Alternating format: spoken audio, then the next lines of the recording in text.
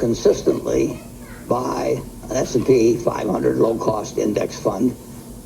Keep buying it through thick and thin, and especially through thin. The average stock market returns for the last 5 years is 14.68%, and for the last 3 decades it's been 10%. Basically, if you want to build long-term wealth and achieve financial freedom, stock market investing is the way to go. But as a complete novice, where do you even begin? In this video, we go through the 10 steps for navigating the stock market as a beginner, from defining your money goals to picking stocks. Furthermore, not only will I be showing you exactly how to prepare yourself to invest in stocks, but I'm also going to give you other advice that will give you an edge over other investors and even well-established hedge funds. This is your ultimate guide to stock market investing, so like, subscribe, and let's get started. Defining your money goals. Begin by envisioning what you want to achieve with your money, whether short-term goals like saving for a dream home or a vacation, or something long-term, such as securing a comfortable retirement funding or a child's education. Your goals should naturally align with where you are in life. For instance, younger investors often prioritize goals such as long-term wealth accumulation, while those nearing retirement may lean towards income generation and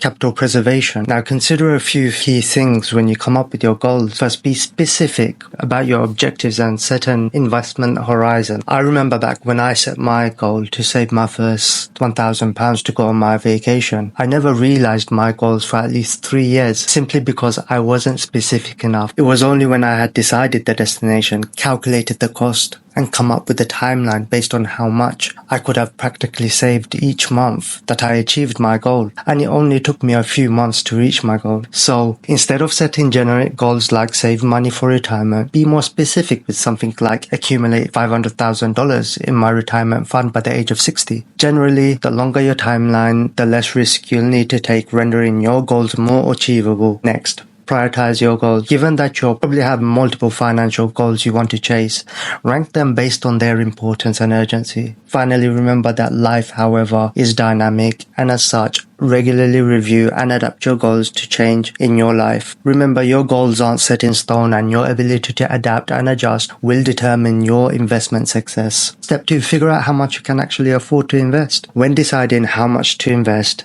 take it slow and steady, like you would when training for a race. Just like you wouldn't rush into a marathon without preparation, investing is a journey that requires careful consideration. Here are the steps I followed when I was starting my own financial journey. First, I calculated my income. This included what I earned from my 9-to-5 job, as well as my side hustles. Then I determined what I had remaining after I paid my bills. I built an emergency fund because I realized that I didn't have enough savings to maintain my lifestyle in case I lost my income or investments. Now, when it comes to dividing your income or salary into manageable chunks, I tend to use the 40, 30, 20, and 10% rule, where I allocate 40% for my needs.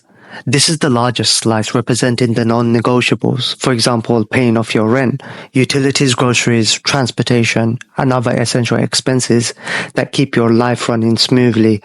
Next, the 30% goes to wants. This is your fun money section, encompassing dining out, entertainment, hobbies, and vacation. It's the frosting on the cake, allowing you to enjoy the finer things in life. I would also use this 30% to allocate money towards giving charity. And next, we've got 20% for debt repayment and financial goals. This slice tackles your outstanding debt, be it student loans or other bills or money you owe your friends and family. And next, 10% would be allocated to savings and investment. This is your future-focused slice, dedicated to building wealth and security. Think retirement savings, emergency funds, or investments that will grow your nest over time. The beauty of this rule lies in its flexibility. Adapt the percentages to your unique situation. Maybe you have high housing costs and need to adjust the needs section, or perhaps you're debt-free and want to boost your savings and investments portion. The key is to find a balance that works for you, ensuring you live comfortably within your means while building a secure financial future. I encourage you to embrace the 40, 30, 20, 10 rule. Personalize it to your needs and embark on your journey towards financial freedom. Remember, small steps taken consistently lead to significant results. So I then saved enough to cover at least 3 months of my expenses. This was my safety net. I got rid of my debts. Finally, I created a budget with a safety net and nothing weighing me down financially. I could now decide how much money I could comfortably put into stocks. But remember, investing involves risks. Avoid putting yourself in a tight spot for the sake of investing. That's what makes investing different from risky gambling. Now, step 3, appraise your risk tolerance. Understanding your comfort, the unpredictable nature of the stock market is crucial before investing. Now, your risk tolerance depends on your point in life and financial goals and the safety nets in case of losses. Ask yourself if you prefer stability or are open to higher risks for potential returns. This self-discovery is key to a strong base for your investment journey. However, avoid being pushed into unnecessary boldness or excessive caution. I unfortunately had to learn this the hard way. I started with a very aggressive approach, wanting to see returns really quickly, but it wasn't long before violent market shifts would test my risk tolerance. I was hardly sleeping because of worrying. Over time, my perspective on risk evolved, and I adopted a more balanced approach. Remember, stocks vary in risk. Large cap stocks are more stable and tied to well-established companies, whilst small cap stocks offer growth but bring higher risks. Growth stocks aim for quick gains with elevated risks, whilst value stocks focus on steady long-term growth with lower risks. Step 4. Determine your investment style. Everyone's relationship with money varies, influencing your risk tolerance and shaping their unique approach to investing, whether you prefer hands-on or hands-off strategy. Understanding your investment style is absolutely crucial, even if it evolves over time. Some individuals thrive in DIY investing, confidently navigating the market and managing trades independently. This involves setting your own account and picking your own stock market securities, whether that's stocks, bonds, ETFs, index funds, or mutual funds. I initially started the DIY route wanting to control my own aspect of my own portfolio, but I soon realized it didn't align with my lifestyle, given I had a taxing job and a busy life. Plus, I never used to work with portfolios, so I didn't know what I was getting into, and my emotions ran over. So I transitioned to a more balanced hands-off approach, where I worked with a professional portfolio manager. These experienced professionals offer tailored advice, assist in selecting promising stocks, monitoring your portfolio, and collaborate with you on the necessary adjustments. Keep in mind that your investment style may change over time, and adapting as your financial journey unfolds is perfectly acceptable. Now, step 5.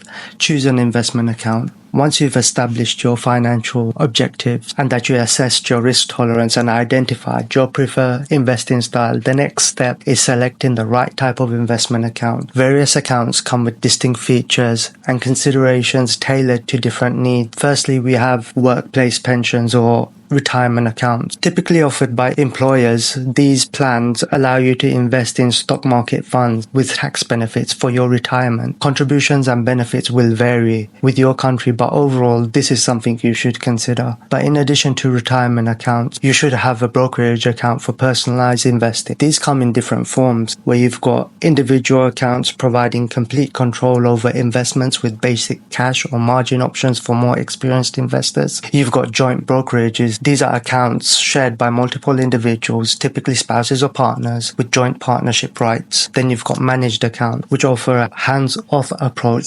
professionally managed by a portfolio manager who makes decisions based on your specific needs, goals, and investment style. Now on to step 6. Learning the cost of investing. As you dip your feet into stock investing, you want to understand the associated costs, especially broker fees, as they significantly impact your overall investment strategy. Traditionally, brokerages levied fees for trade commission, account maintenance, and additional services such as research or advice. Trading commissions are fees brokers may charge for each stock trade, directly affecting your portfolio's return. However, not all brokers charge these maintenance fees aimed to keep your account active. However, these fees might be waived with a minimum account balance, service fees encompassing additional charges for unused accounts. Broker-assisted trade, premium research, or trading on margins are often optional. However, subscription-based models have emerged, with some brokers offering flat monthly or annual fees for features like commission fee, trades, and research tools. Younger investors may find these models more appealing, but tracking usage is essential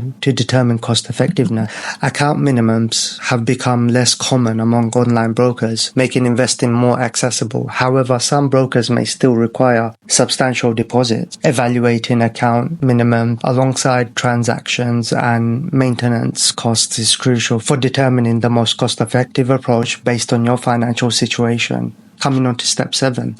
Pick your broker. When selecting a broker, you'll encounter two primary types, a full service and discount. Full service brokers offer a comprehensive range of traditional services, providing financial advice tailored to various life events such as college planning, retirement, and estate planning. Their personalized advice justifies higher fees, typically calculated as a percentage of transaction value, assets under management, and sometimes an annual membership fee.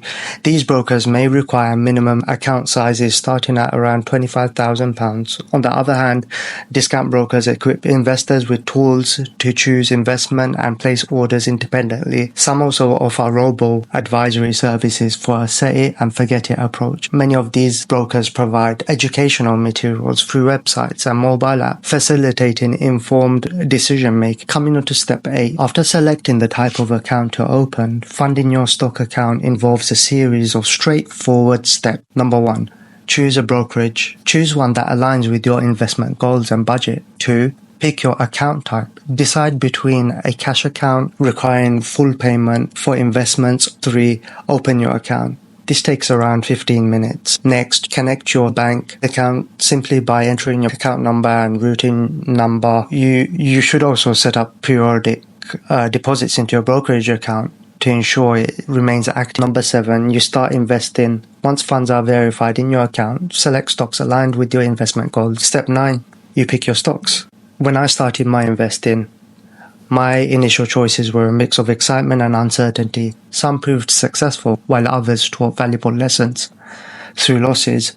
That is, the market is unpredictable and you need to do your research. Eventually, I decided on blue chip options for 80% of my portfolio. When venturing into the stock market investments, as a beginner, opt for stable and reputable stocks, basically large, well-established companies known for their financial soundness and consistent performance. Additionally, dividend-paying stocks provide a reliable income stream, allowing for reinvestment and compounding growth.